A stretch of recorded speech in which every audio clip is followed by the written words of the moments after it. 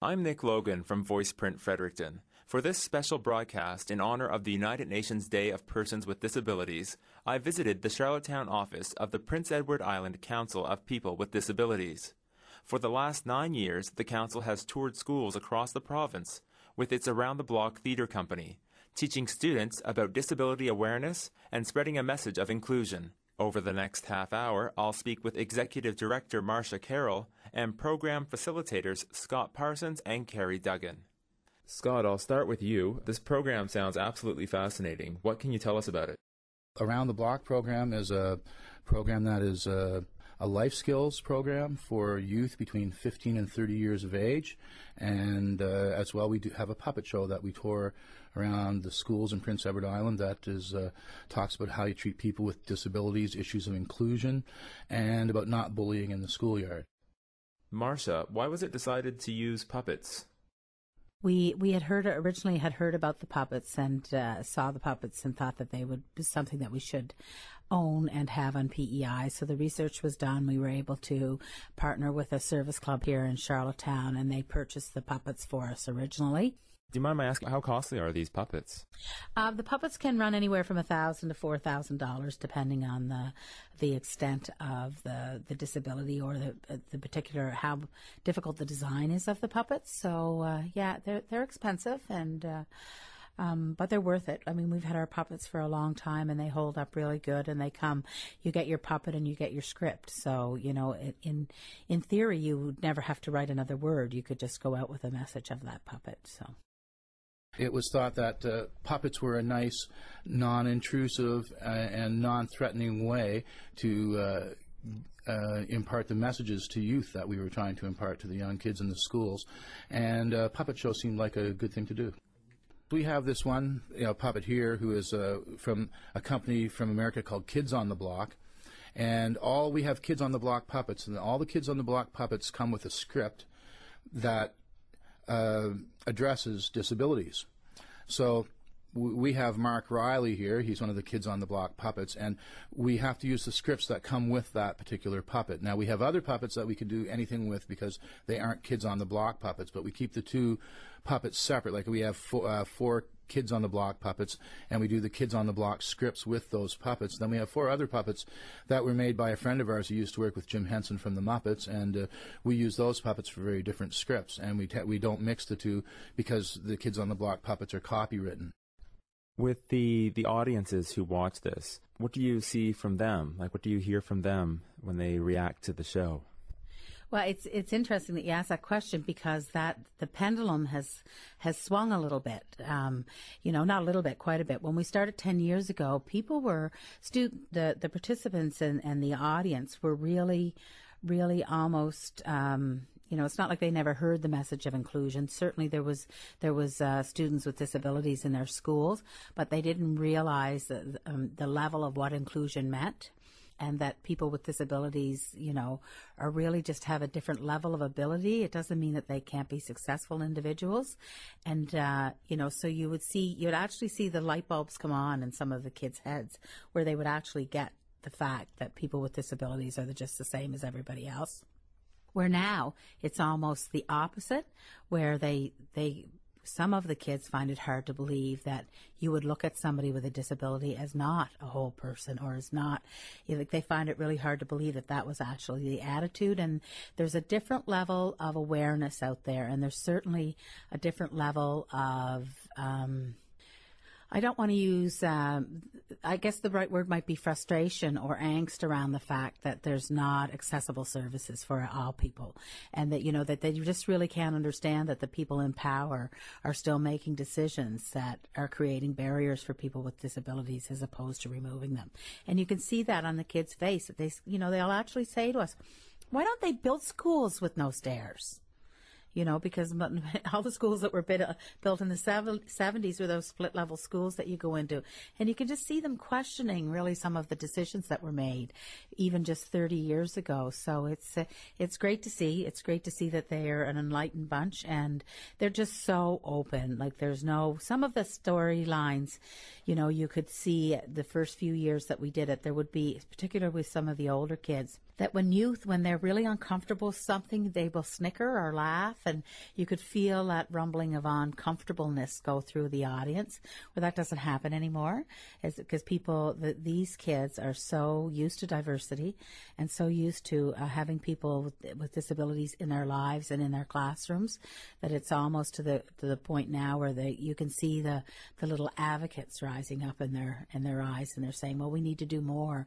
We need to make sure there's inclusion and that everybody's included in all things.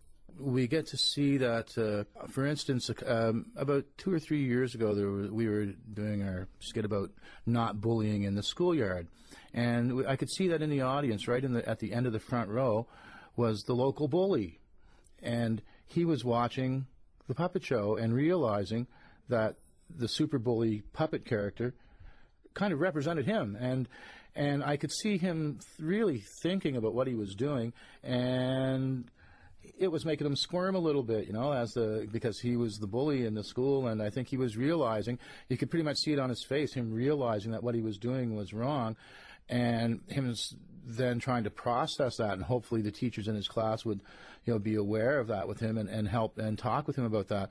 And I don't know for sure, but I would like to think that young person stopped bullying and then went on to other grades, and it was no longer a big problem for him. In general, I would say that when we see kids, I've had the same kids show up a few years in a row, and you get to see that there is some growth in their understanding of things. That there's very much is a great deal of thought goes into what we're doing, and the kids are thinking about these things. They're not like they're very much important issues to the kids, especially kids who say somebody has a learning disability and is being picked on by other kids in the schools. Well, we've seen an improvement in the kids in that they seem to take it to heart and to actually try and include other people and stop bullying. And there's also, like we're talking about, like ways to get a bully to stop bullying, right? Like, if kids will say, like, if somebody's bullying you out in the schoolyard, what do you do? And we say, well, of course, the very first thing you do is ask the bully to stop, and right away go tell a teacher or the principal or an adult who's supervising on the school grounds right away what's going on, and let an adult know so that they can have some help. What's it like for the participants being behind the puppets? What do they take away from it? What are they getting from this whole experience? I think that there's nothing more powerful for any individual to know that somebody else understands what you're going through, and that the feelings that you have aren't necessarily only your feelings, but that somebody else may have felt that very way. And to see it written in a script and to hear it over and over again in a play that goes out to all the schools that is said by the puppets is very, very empowering. It gives the participants a sense of community. It also gives them a sense of that they belong in the bigger community. And they'll say that, we've heard that feedback over and over again, is that I thought nobody felt what I felt. I thought nobody really had the level of pain that I have had in my life, and I find out that there's all kinds of people like me, and that younger people and the teachers in the schools care about how I feel and care about the message that I bring.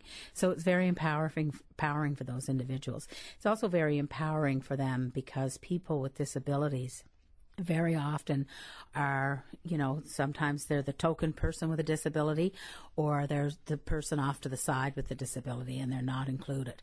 Where in our program, everybody there has a disability, so there's certainly a sense of belonging, but there's also a sense that, because you have a disability, you have something to teach, and that you have a message that you can spread that is uniquely yours. So it's powerful in that sense. A lot of the people that we have had in the program usually come in, sort of very shy and withdrawn, and especially in the very early part of the program. That changes by the time we're done.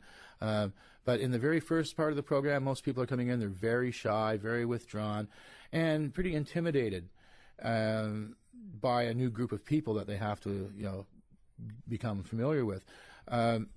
Through that whole process, by the time we're halfway through the program, people who've never been able to stand up and speak in front of an audience, or people who would never, ever raise their voice or sing, those people are stepping out and doing their parts, it really helps with their self-confidence.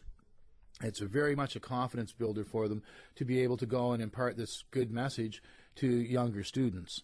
And I think they learn a great deal of self-confidence. They learn public speaking skills. They learn presentation skills. They learn and those things are invaluable when they're going out into the workaday world to find a job or to get back into school or with whatever they're doing.